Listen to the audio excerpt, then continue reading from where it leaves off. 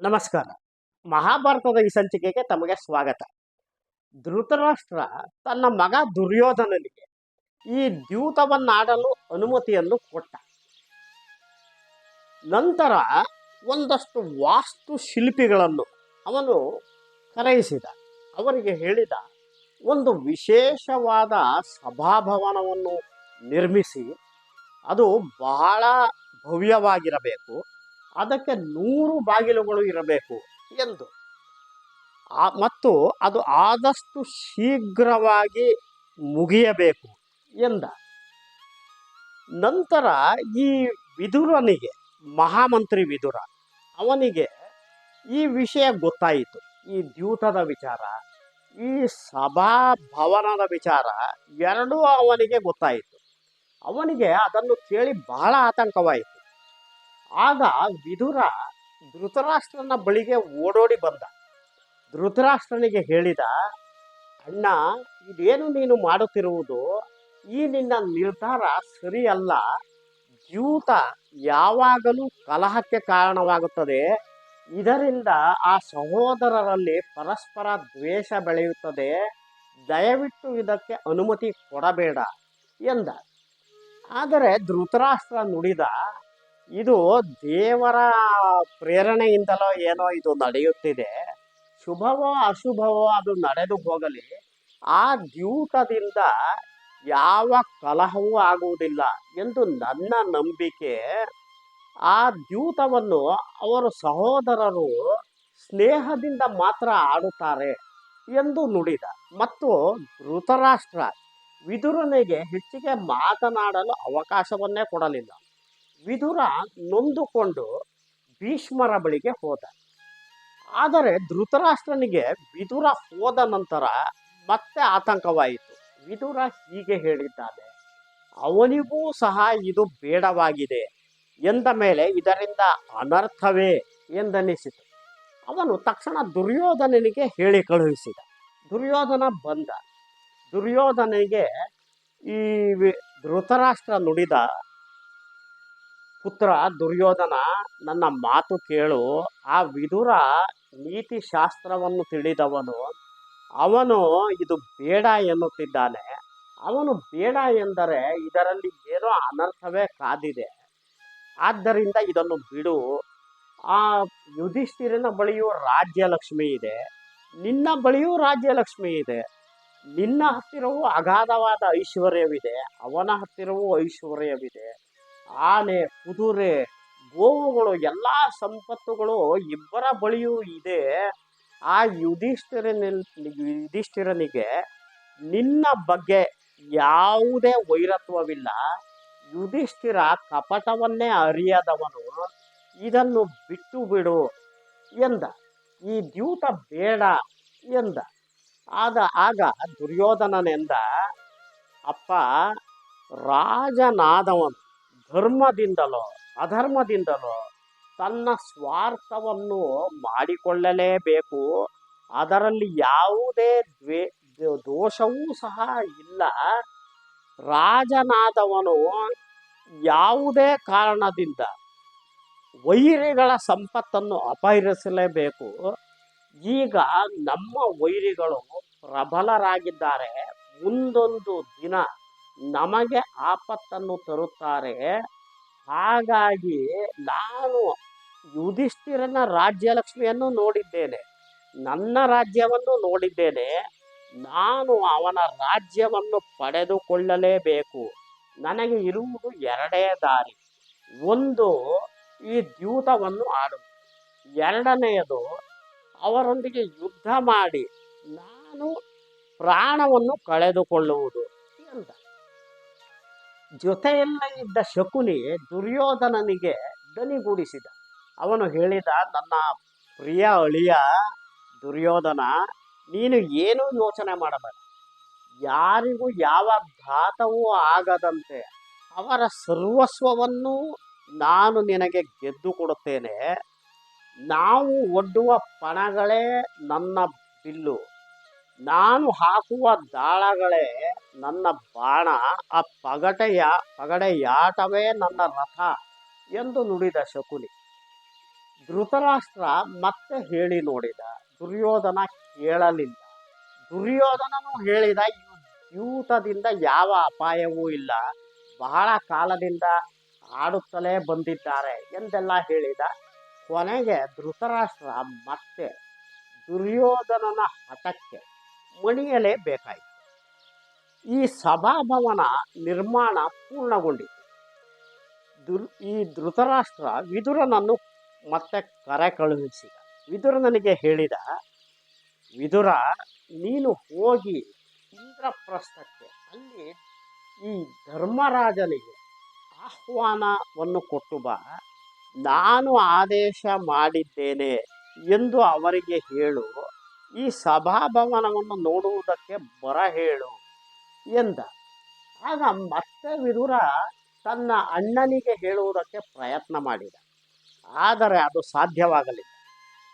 ಧೃತರಾಷ್ಟ್ರ ಹೇಳಿದ, ವಿಧಿ ಸಂಕಲ್ಪ ಏನು ಇರುತ್ತದೋ ಅದು ಆಗಿ ಹೋಗಲಿ, ನೀನು ನನ್ನ ಆಜ್ಞೆಯಂತೆ ನಡೆದುಕೋ ಎಂದ. ವಿದುರನಿಗೆ ಅರಿವಾಯಿತು. ವಿದುರನಿಗೆ ತನ್ನ ಅಣ್ಣನೇ ಬೇರೆ, ರಾಜನ ಆಜ್ಞೆಯೇ ಬೇರೆ ಎನ್ನುವುದು ಚೆನ್ನಾಗಿ ಅರಿವಿತ್ತು. ವಿದುರ ಅನ್ಯ ಮಾರ್ಗವೇ ಇಲ್ಲದೆ ಬೇಸರದಿಂದಲೇ ಇಂದ್ರಪ್ರಸ್ಥಕ್ಕೆ ಹೋದ. ಅಲ್ಲಿ ಯುಧಿಷ್ಠಿರನ ಕುಬೇರನಂತಿದ್ದ ಅರಮನೆಯನ್ನು ಹೊಕ್ಕ. ಅಲ್ಲಿ ಅವನನ್ನು ನೋಡಿ ಪಾಂಡವರಿಗೂ, ಕುಂತಿ, ದ್ರೌಪದಿ, ಉಳಿದವರೆಲ್ಲರಿಗೂ ಬಹಳ ಸಂತೋಷವಾಯಿತು. ಅವನು ಪಾಂಡವರ ಚಿಕ್ಕಪ್ಪನೇ ಅಲ್ಲವೇ. ಅವನಿಗೆ ಅತಿಥಿ ಸತ್ಕಾರವಾಯಿತು. ವಿದುರನೊಂದಿಗೆ ಉಭಯ ಕುಶಲೋಪರಿಗಳಾಯಿತು. ಪಾಂಡವರು ಹಿರಿಯರ ಬಗ್ಗೆ ಎಲ್ಲರನ್ನೂ ಕೇಳಿದರು. ನಂತರ ವಿದುರನಿಂದ, ನಾನು ಮಹಾರಾಜ ಧೃತರಾಷ್ಟ್ರನ ಒಂದು ಆಹ್ವಾನವನ್ನು ತೆಗೆದುಕೊಂಡು ಇಲ್ಲಿಗೆ ಬಂದಿದ್ದೇನೆ. ಅಲ್ಲಿ ಒಂದು ವಿಶೇಷವಾದ ಸಭಾಭವನವನ್ನು ನಿರ್ಮಿಸಿದ್ದಾರೆ. ಅದಕ್ಕೆ ನೀವು ತಕ್ಷಣವೇ ಬರಬೇಕು. ಮಹಾರಾಜನ ಆಹ್ವಾನವಿದೆ. ನೀವು ಆ ಸಂತೋಷ ಕೂಟದಲ್ಲಿ ಭಾಗವಹಿಸಬೇಕು. ಆ ಸಂತೋಷ ಸಮಾರಂಭದಲ್ಲಿ ಈ ದ್ಯೂತವು ಅಂದರೆ ಪಗಡೆಯಾಟವು ಇರುತ್ತದೆ. ನೀನು ಧರ್ಮರಾಜ ಆ ದುರ್ಯೋಧನನೊಂದಿಗೆ ದ್ಯೂತವನ್ನು ಆಡಿದರೆ ನಿನ್ನ ದೊಡ್ಡಪ್ಪ ಧೃತರಾಷ್ಟ್ರ ಸಂತೋಷಗೊಳ್ಳುತ್ತಾನೆ ಎಂದು ನುಡಿದ. ಇದನ್ನು ಕೇಳಿದ ಕೂಡಲೇ ಧರ್ಮರಾಜ ಚಿಂತಿತನಾದ. ಅವನು ಹೇಳಿದ, ಚಿಕ್ಕಪ್ಪ, ದ್ಯೂತವೆಂದರೆ ಕಲಹ, ದ್ಯೂತವೆಂದರೆ ಜಗಳ ಅಲ್ಲವೇ? ಇದನ್ನು ನಾನು ಹೇಗೆ ಒಪ್ಪುವುದು? ನೀವೇ ಹೇಳಿ.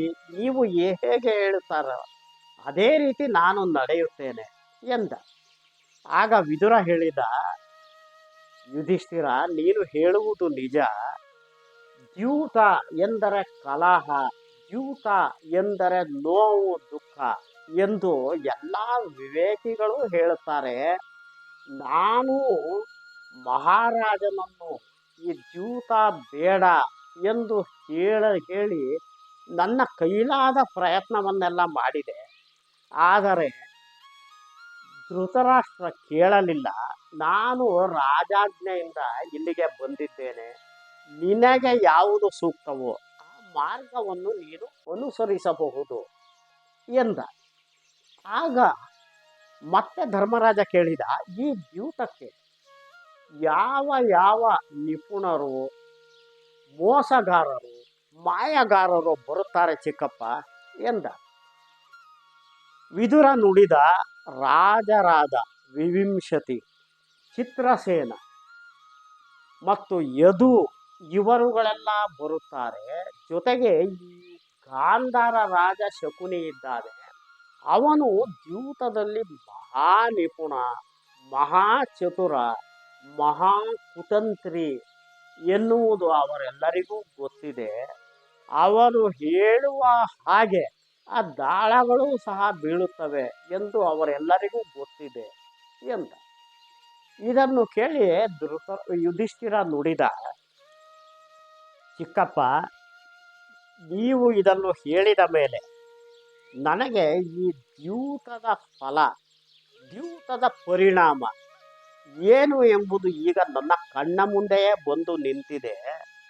ಆದರೆ ನಾನು ಈ ಯುದ್ಧಕ್ಕೂ ದ್ಯೂತಕ್ಕೂ ಯಾರಾದರೂ ಕರೆದರೆ ಅದಕ್ಕೆ ನಿರಾಕರಿಸಲಾರೆ. ಇದು ನನ್ನ ವ್ರತ. ಮೇಲಾಗಿ ಮಹಾರಾಜ ಧೃತರಾಷ್ಟ್ರ ನನ್ನ ದೊಡ್ಡಪ್ಪ, ನನ್ನ ತಂದೆಯ ಸ್ಥಾನದಲ್ಲಿ ಇರುವವರು. ಅವರ ಆಜ್ಞೆಯನ್ನು ನಾನು ಎಂದೂ ಮೀರಿದವನೇ ಅಲ್ಲ.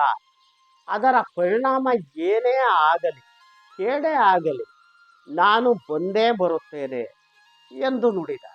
ಜೊತೆಗೆ ಹೇಳಿದ, ಶಕುನಿಯೊಂದಿಗೆ ನನಗೆ ಆಡಲು ಇಷ್ಟವಿಲ್ಲ, ಆದರೆ ಅವನು ಆಹ್ವಾನಿಸಿದರೆ ನಾನು ನಿರಾಕರಿಸುವುದೂ ಇಲ್ಲ ಎಂದ.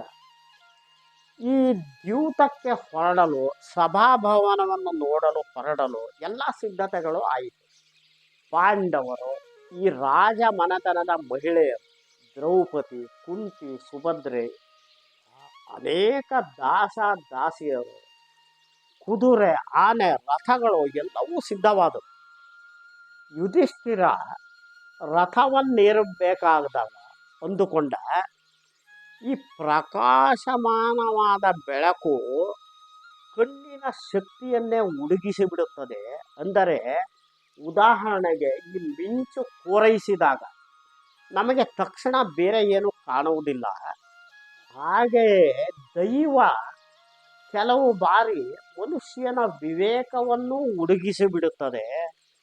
ಕೆಲವು ಬಾರಿ ಮನುಷ್ಯ ಹಗ್ಗದಿಂದ ಕಟ್ಟಿದವನ ಹಾಗೆ ವಿಧಿಯ ಹಿಂದೆ ಹೋಗಬೇಕಾಗುತ್ತದೆ ಎಂದುಕೊಳ್ಳುತ್ತಲೇ ಧರ್ಮರಾಜ ರಥವನ್ನು ಹತ್ತಿದ.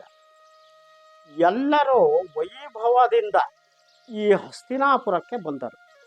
ಬಂದ ನಂತರ ಧರ್ಮರಾಜ ಅವನ ಸಹೋದರರೊಂದಿಗೆ ಭೀಷ್ಮನ ನಿವಾಸಕ್ಕೆ ಹೋದ. ಅಲ್ಲಿ ಅವನನ್ನು ಗೌರವದಿಂದ ಮಾತನಾಡಿಸಿ ಅವನ ಆಶೀರ್ವಾದವನ್ನು ಪಡೆದ.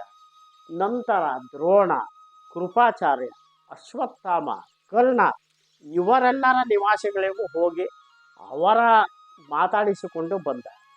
ನಂತರ ಈ ದುರ್ಯೋಧನ ಅವನ ಸಹೋದರರ ನಿವಾಸಕ್ಕೂ ಹೋದ. ಅವನನ್ನು ಕುಶಲವನ್ನು ಎಲ್ಲವನ್ನೂ ಮಾಡಿದ. ಕಡೆಗೆ ಈ ಗಾಂಧಾರಿ ಧೃತರಾಷ್ಟ್ರರಿದ್ದ ಅಂತಃಪುರಕ್ಕೂ ಸಹ ಹೋದ. ಅಲ್ಲಿ ಅವರನ್ನು ಅತಿ ಗೌರವದಿಂದ ಮಾತನಾಡಿಸಿದ. ಅವರ ಆಶೀರ್ವಾದವನ್ನು ಸಹ ಪಡೆದ. ಕಡೆಗೆ ಅವರು ರತ್ನ ಖಚಿತವಾದ ಈ ಅತಿಥಿ ಗೃಹಗಳಿಗೆ ಬಂದರು. ಅಲ್ಲಿ ಸಂಜೆಯ ವೇಳೆ ಈ ಸಂಗೀತವನ್ನು ಕೇಳುತ್ತಾ ನಂತರ ಭಕ್ಷ್ಯ ಭೋಜನವನ್ನು ಮಾಡಿ ಆ ರಾತ್ರಿ ನಿದ್ದೆಗೆ ಹೋದರು.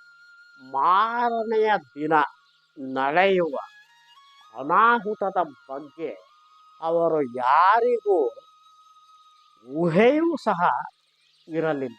ಮುಂದೆ ಏನಾಯಿತು ಎನ್ನುವುದನ್ನು ಮುಂದಿನ ಸಂಚಿಕೆಯಲ್ಲಿ ನೋಡೋಣ. ನಮಸ್ಕಾರ.